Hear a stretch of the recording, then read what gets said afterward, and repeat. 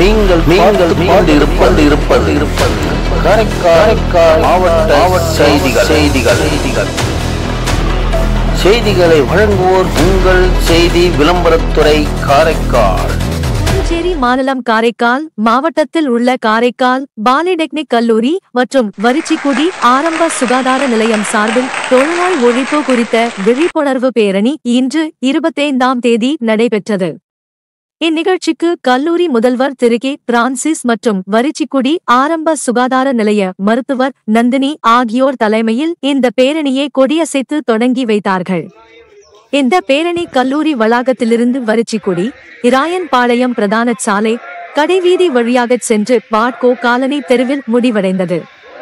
இதில் காரைக்கால் பாலிடெக்னிக் கல்லூரி நாட்டு நலப்பணி திட்டம், தேசிய கேடட் கார்ப்ஸ், கடற்படை மற்றும் ரெட் ரிப்பன் கிளப் மாணவர்கள் கலந்து கொண்டு தொழுநோயை ஒழிக்க வேண்டியதன் அவசியம் குறித்த விழிப்புணர்வு வாசகங்கள் அடங்கிய பதாகைகளை கையில் ஏந்தியபடி சென்றனர். முன்னதாக மருத்துவர் கூறுகையில், ஒவ்வொரு ஆண்டும் மகாத்மா காந்தியடிகளின் நினைவு நாளான ஜனவரி 30 தேதி தேசிய தொழுநோய் ஒழிப்பு தினமாக அனுசரிக்கப்படுகிறது. அதன்படி காரைக்கால் மாவட்டத்தில் கடந்த 30 தேதி தொழுநோய் விழிப்புணர்வு மற்றும் புதிய நோயாளிகளை கண்டறியும் முகாம் தொடங்கி நடைபெற்று வருகிறது. மைக்கோபாக்டீரியம் லெப்ரே என்ற பாக்டீரியாவால் தொழுநோய் ஏற்படுகிறது. இது சுவாசக்குழாய் வழியாக பரவுகிறது, தோல் மற்றும் நரம்புகளை பாதிக்கிறது.